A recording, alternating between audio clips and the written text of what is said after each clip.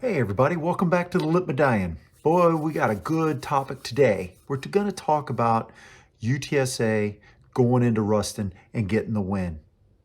But I'll probably give you a little different angle. I'm going to show you my road whites, not an official jersey because we don't have the orange letters. It's kind of lame, whatever. School doesn't sell the official jerseys. It's dumb. But anyway, got the white hat with the rowdy on it because that's basically our helmet's all white. But let's talk about Ruston. So Ruston from where I live is 6-hour trip, 5 hours. So 4 hours to Ruston, 4 hours to Shreveport where I stayed, Bossier City, and then an hour to Ruston for the game. Easy enough drive, go up through East Texas, up 59, then cut across 20 to Ruston. So great trip, nice, uneventful, having a blast doing it, got a buddy with me. So we decide, let's get to Ruston, right? So we get to Ruston about 2 hours for game time, somewhere around there, maybe an hour and a half, something like that, to make sure we got our bearings straight. I'd never been there before. What to expect in Ruston? It's a small town. Campus is small. Louisiana Tech. Stadium is rather small. It's what you would expect from a school like Louisiana Tech. So we go around there and then find our bearings, and apparently Ruston is a dry county.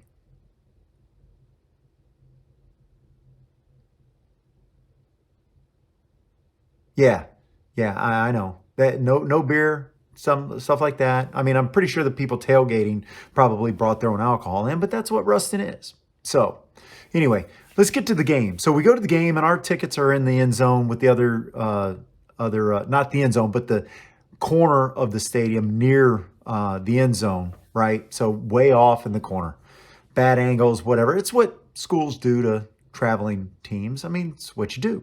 You don't give the team's prime real estate. So we decided, let's just go sit in the middle section, literally sat at like the 45-yard line, we figured we're on the visitor side. Not many people are going to show up because it's your typical bleacher seat. So yeah, hey, no one showed up. People started coming in. There were students. It was homecoming for them. So all the Greeks were there. And they, of course, crazy college students stood the whole time. So now I got to stand the whole time to be able to see over them, right? And of course, there's some rabid fans behind us standing the whole time. And when I say standing, I mean we're standing on the bench seats, aluminum bench seats that we were supposed to be sitting on, while we're standing on the concrete. So like body to body. And here's the first half in a nutshell.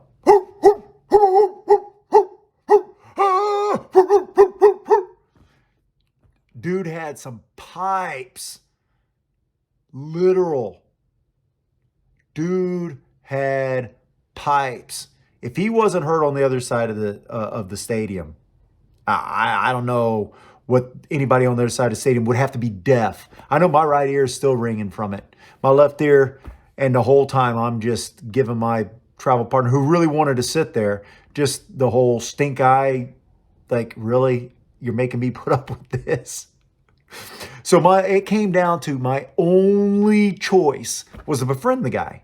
He ended up being a really nice guy, but trust me, they picked the seats right behind us, and they were loud. They were making sure our time was not to be enjoyed. I don't blame them. I don't. I mean, when I go to my game, when I go to UTSA home games, guess what? I'm gonna be myself in my seat. Don't like it? Don't care, right?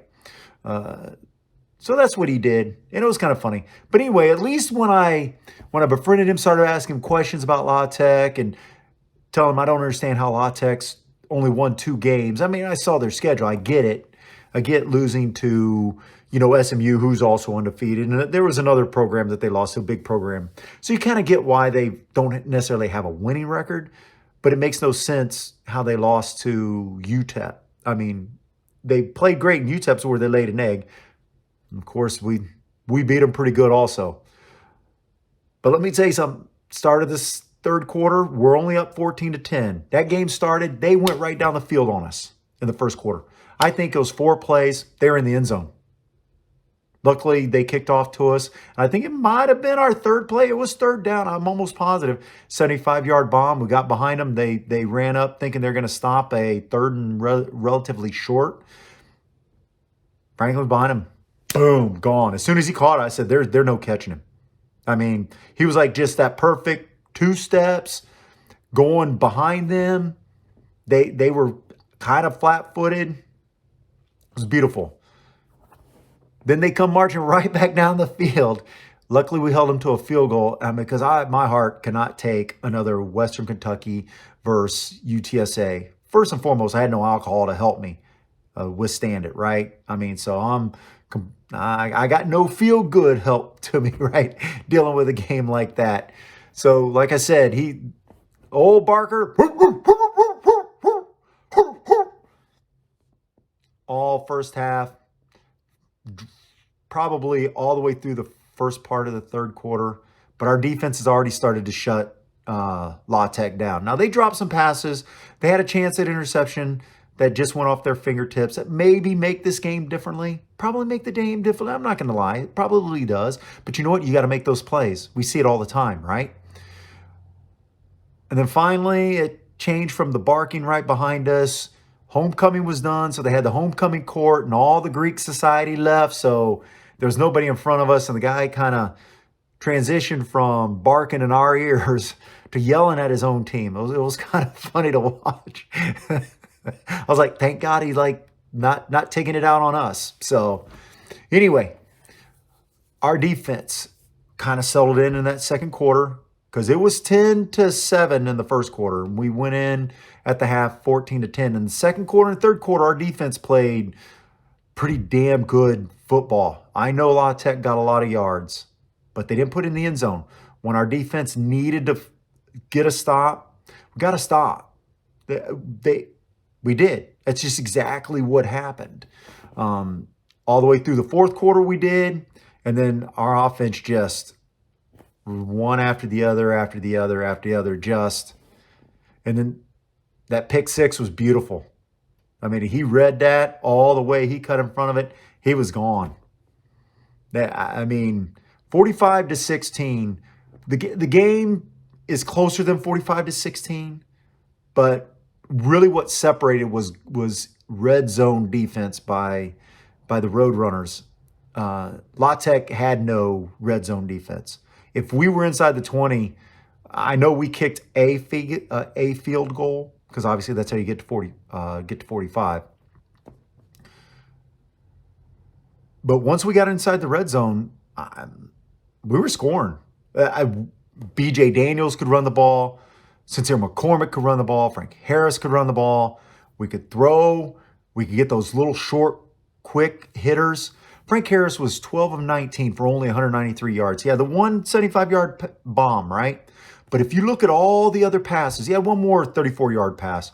But if you look at all the other passes, they were completion percentage passes for first downs. Either over the middle of the tight end, wide receiver, running a slant in, mostly slants in, and getting that 8 yards, 11 yards. It was great passing offense. Efficiency was just off the charts. And when he got in trouble when he dropped back passing, most of his incompletions were when he got rushed, he got out of the pocket, he's dumping it. He's playing, another down. He's not giving them yardage back by getting sacked or trying to do too much. Just get rid of the ball. He's playing like a kid who has a grasp of the offense, which is Frank Traylor says he's had, right?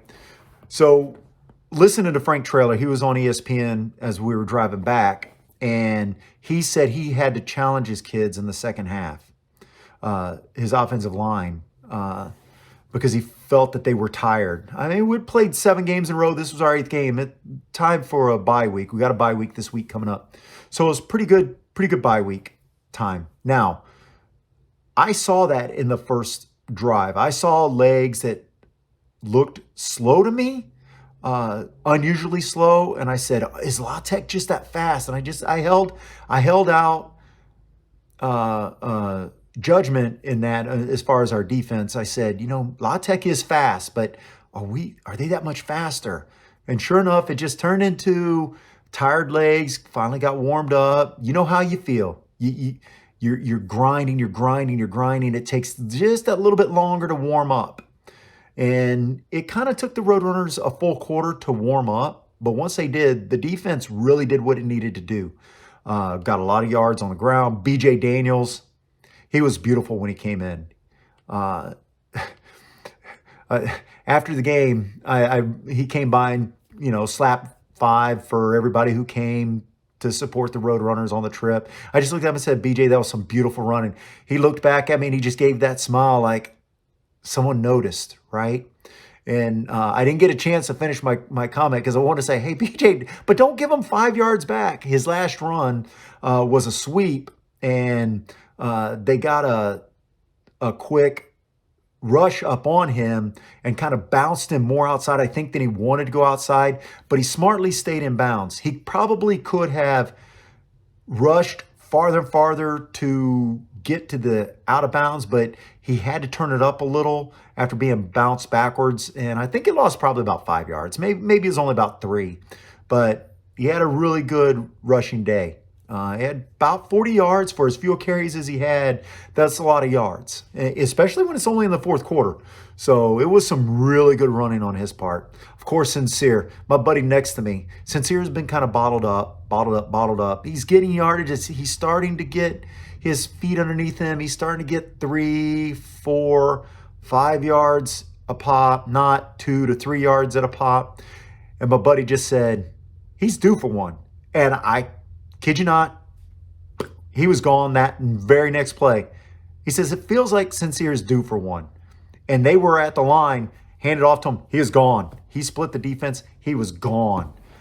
It was a very solid performance for the Roadrunners. We'll see what the bye week gives the Roadrunners, but I guarantee you the Roadrunners are a solid freaking football team. Don't take them lightly. Now, here's the problem. I said we were probably going to be 8-4, and I said two of our losses in conference were going to come from 3 teams: La Tech, UAB, and Western Kentucky. Well, I've already beaten La Tech, beaten Western Kentucky, so that leaves only UAB. But UTEP is looming large out there, and they're playing pretty good football themselves. So wouldn't surprise me. Hey, easily could lose 2 games. But you know what? At the end of the day, we're already at 8-0. And every Roadrunner fan out there should feel like we're playing with house money right now. That even if we finish 8-4, while it would be disappointing, we got those 8 wins. We're already bowl eligible with 7 FBS wins. A win over Memphis and a win over Illinois, who just took down Penn State. Illinois pushed around Penn State. Illinois didn't push us around. Let that sink in. Our offensive line, our defensive line has really stepped up their game this year. And they were almost there last year, but they're really there this year, and that's great to see. Anyway, let's pack the dome. Thank you for joining the Lip Medallion, and go Roadrunners. Boo! Huh? No.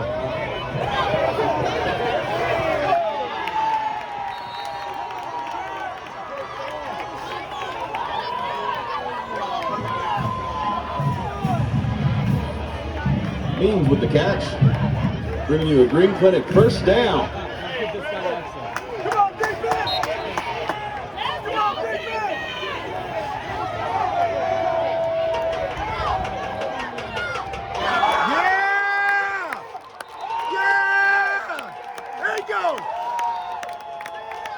And that's your ball game. Your final score, Louisiana Tech 16, UTSA 45. Fans, thanks so much for your continued support. We'll see you back here.